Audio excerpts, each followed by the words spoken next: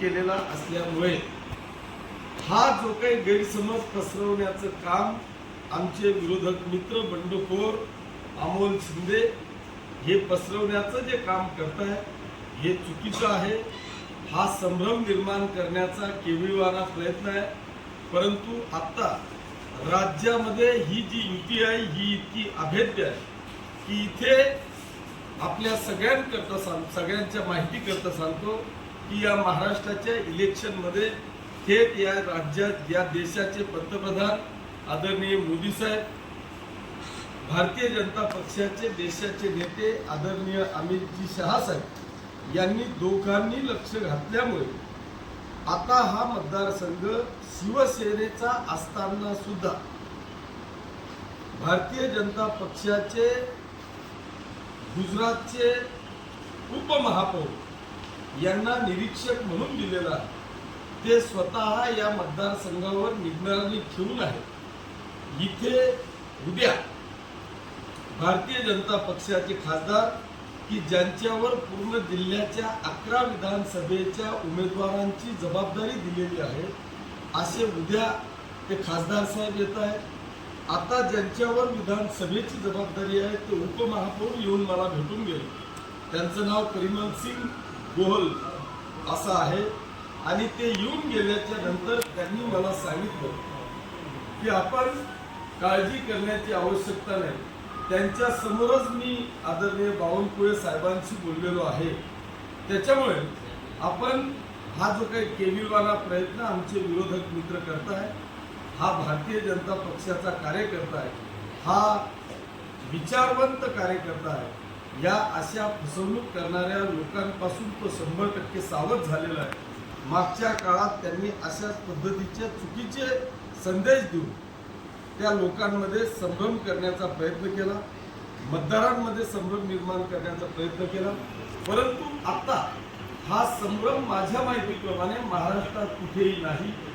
ही युती अभेद्य आहे आणि ही अभेद्य असल्या कारणाने शिवसेना, भाजप, राष्ट्रवादी आणि RPIचे सर्व नेते या सगळ्या घडामोडींवर लक्ष ठेवून आहेत। त्याच्यामुळे हा असा कितीही नरेटिव्ह सेट करण्याचा प्रयत्न आमच्या विरोधकांनी केला तरी मित्र पक्षाच्या कुठल्याही कार्यकर्त्यावर, कुठल्याही मतदार बांधवावर याचा परिणाम होणार नाही एवढी खात्री मला या निमित्तानं द्यावीशी वाटते। आता काही भाजपची मंडळी जी अजूनही काम करते यामध्ये शिंदेसोबत, तर भाजपची जी आपली कार्यकारिणी आहे जळगावची पात्र ते पत्रकार करून घेतील का या विषयावर? नक्कीच घेतील। हा जो विषय आहे आजच आमचं ठरलं। उद्या मी तुम्हाला सांगितलं की खासदार साहेब ज्यांच्याकडे पूर्ण जिल्ह्याची जबाबदारी आहे ते ह्या विधानसभेची ज्यांच्यावर परिमल सिंग यांच्यावर जबाबदारी आहे ते उद्या जाऊन त्या खासदार साहेबांची भेट घेऊन पूर्ण जिल्ह्याची परिस्थिती ते जाणून घेऊन स्वतः पत्रकार परिषद घेऊन परवाच्या दिवशी ओरिजिनल भाजपच्या कार्यकर्त्यांचा मेळावा आपण ठेवलेला आहे। आता तुम्ही ज्याला भाजप म्हणतात ते मुळात भाजप नाही। ज्या पद्धतीने करण पवारच्या माध्यमातून पारोळ्याला लोकसभेच्या वेळेस झालं, त्यांच्यावर जबाबदारी टाकली गेली। भारतीय जनता पक्षाच्या नेत्यांनी त्यांना सगळ्या प्रकारची जबाबदारी दिली आणि त्यांनी त्यांच्या पद्धतीने त्यांच्या विचारांच्या कार्यकर्त्यांची निवड केली आणि ऐन लोकसभेला सगळी भारतीय जनता पक्ष पदाधिकाऱ्यांसह उबाठाच्या टांगणीला ते टांगले गेले असं चित्र त्या ठिकाणी होतं। ते चित्र पाचोरा शहरात किंवा तालुक्यात आहे। इथे ओरिजिनल भाजप त्या बंडखोर उमेदवाराबरोबर एकही नाही। त्याच्यावर त्यांनी भारतीय जनता पक्षाच्या नेत्यांची फसवणूक केलेली आहे, त्यांची दिशाभूल केलेली आहे आणि स्वतःच्या मर्जीतले पदाधिकारी त्या ठिकाणी नेमलेले आहेत। उद्या त्यांच्यावर काही कारवाई झाली तर त्यांना फरक पडत नाही, कारण ते बंडखोर उमेदवाराचे कार्यकर्ते आहेत। असा विचारवादी वाला एकही कार्यकर्ता त्यांच्या सोबत नाही। ओरिजिनल भाजप ह्या युती सोबतच आहे।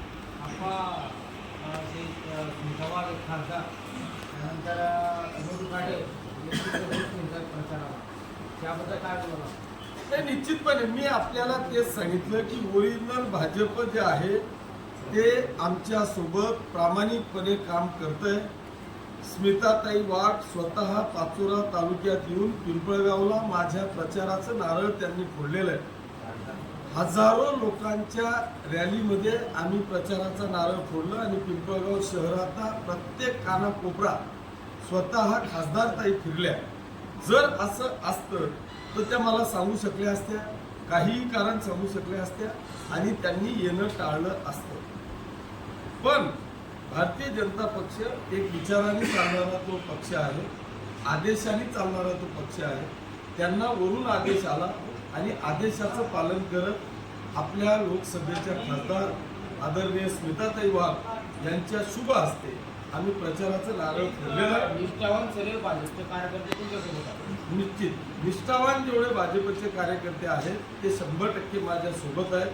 ज्यांच्या घोंगड्या गुंतल्या आहेत ते बंडखोरासोबत. त्यांची एक यादी जाहीर झाली पहिली, तिच्यात बंडखोर जे आपण म्हणताय त्यांचं नाव नाहीये. मग ते नाव त्यात यावं किंवा दुसऱ्या त्यांचं नाव घेऊन त्यांना त्यात करून निलंबित जे काही असेल कारवाई करत येईल असं आपलं म्हणणं आहे. तर ते होणार आहे का पुढे भविष्यात? मी आपल्याला तेच सांगितलं की त्यांची जी यादी 40 लोकांची आपण पाहिली, ती 40 लोकांची यादी ही जे भारतीय जनता पक्षाचे उमेदवार आहेत त्यांच्या विरुद्ध पक्षाच्याच उमेदवारांनी बंडखोरी केली.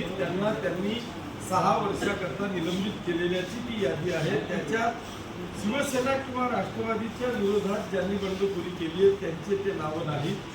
त्यांनी ऑलरेडी त्यांचे सगळ्यांचे राजीनामे मागवले आणि ते मंजूर केलेले आहेत.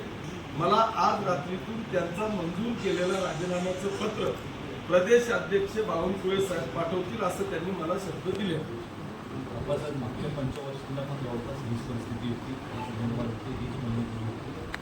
5 वर्षानंतर सुद्धा ती पुनरावृत्ती होत आहे.